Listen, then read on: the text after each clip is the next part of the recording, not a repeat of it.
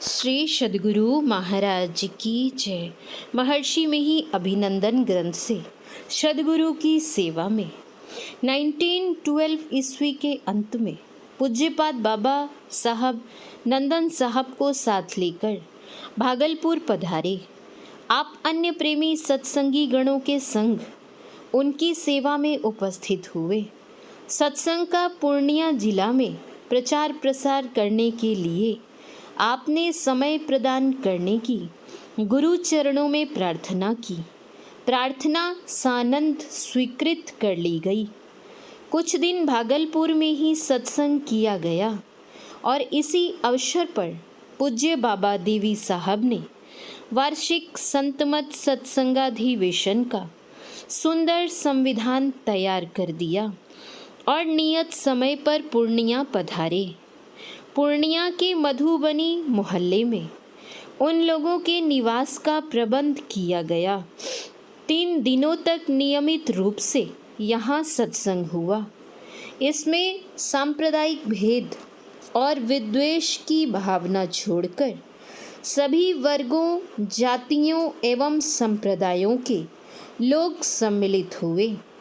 अज्ञात आध्यात्मिक प्रभाव से खींचकर सभी लोग सत्संग में सम्मिलित होते और बाबा साहब के दिव्य दर्शन के लिए भीड़ लगाए रहते।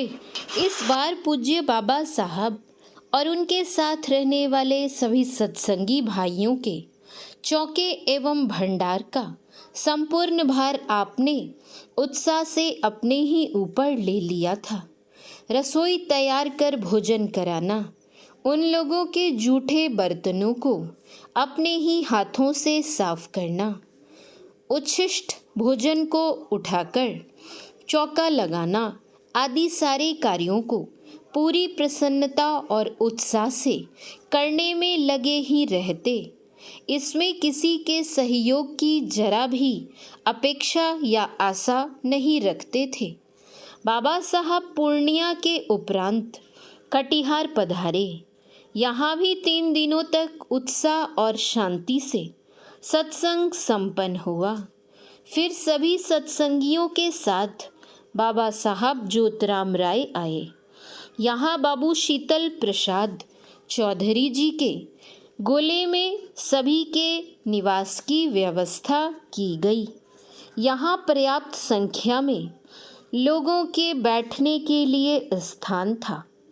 बाबू मंचन चौधरी, बाबू धीरज लाल गुप्त, बाबू यदुनाथ चौधरी एवं अन्य सत्संगी गणों के प्रेमानुरोध से बाबा साहब ने 15 दिन ठहरकर प्रतिदिन नियमित रूप से यहाँ सत्संग कराया।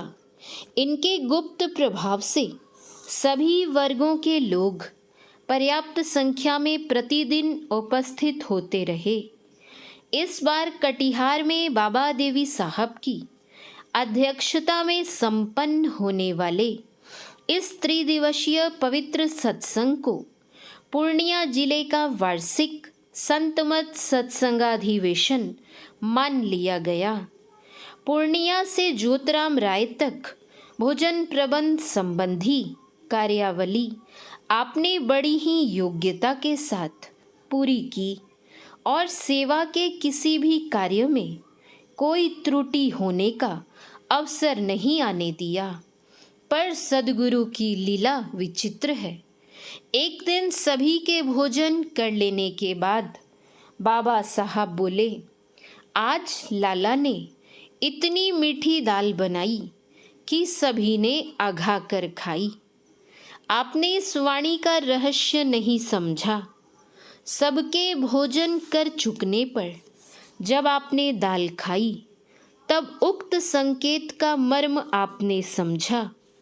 स्मरण शक्ति पर आज अपना संयमन नहीं रहने से दाल में दोबारा नमक आपने डाल दिया था।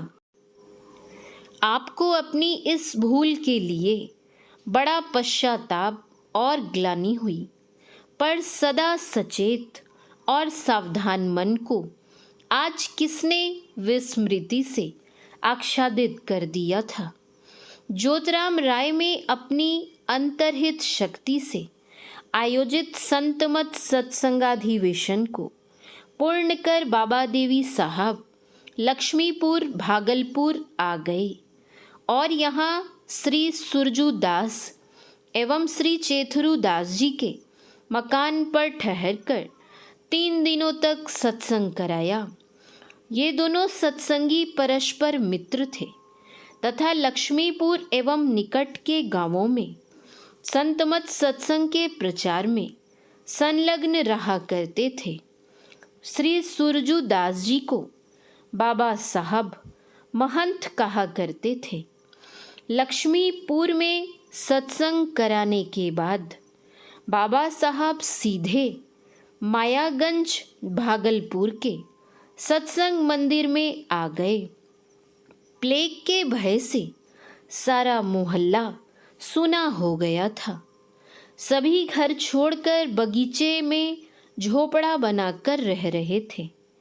बाबा साहब ने आते ही श्री राजेंद्र बाबू को बुलाया और बोले, मोहल्ले में प्लेग होने के कारण क्या तुमने भी डरकर बगीचे का आवास अपना लिया? क्या देवी मर गया है? आश्वासन वाणी को सुनते ही राजेंद्र बाबू के साथ सभी सत्संगी गण तथा मोहल्ले वाले भी निर्भीक होकर अपने अपने घर आ गए। इस घटना ने अनेक लोगों का ध्यान अनायास ही सत्संग की ओर आकर्षित कर लिया। बाबू श्री राजेंद्र नाथ सिंह जी, BA, BL, बाबू खूबलाल दास जी, बाबू मिट्ठू लाल दास जी, बाबू रामदास जी, बाबू संत कुमार दास जी आदि सत्संगीगण सत्संग प्रचार में तत्पर रहा करते थे और इनमें श्री राजेंद्र बाबू तो एक विशेष प्रतिभाशाली व्यक्ति थे। बिहार प्रांत में सत्संग प्रचार कार्यों का संचालन इन्हीं के द्वारा होता था और आपका बौद्धिक मार्गदर्शक गुरु बनने का सौभाग्य भी इन्हीं को उपलब्ध हुआ था। लगातार सेवा में तत्पर और व्यस्त रहने के कारण भागलपुर आते आते आपकी परिश्रांति अधिक बढ़ गई थी। इस अत्यधिक थकावट के कारण ही एक दिन आप सत्संग में विनती करने के उपरांत दीवार से उठंग गए और आपकी बाह्य चेतना सहसा ही निद्रा में प्रवेश कर गई। आरती गान के समय आप जागे और मन में डर हुआ कि इस असंभाल के कारण बाबा साहब आप पर बिगड़ेंगे। इस पर उस दिन उन्होंने आपसे कुछ नहीं कहा। सद्गुरु के मुख वात्सल्य ने किसी हृदय को अनुप्रेरित कर दिया और उसी दिन से जोगसर मोहल्ले के श्री यदुलाल गुप्त जी ने रसोई तथा तत्संबंधी सभी आवश्यक सेवाओं में आपको सहयोग देना प्रारंभ कर दिया। यद्यपि अब भी सेवा का उत्तरदायित्व और कार्यभार आप ही वहन एवं संपन्न करते थे, फिर भी इनके सहयोग से उतनी थकावट नहीं हो पाती और कुछ विश्राम मिल जाता था। श्री सद्गुरु महाराज की जय। श्री सद्गुरु महाराज की जय। श्री सद्गुरु महाराज की जय।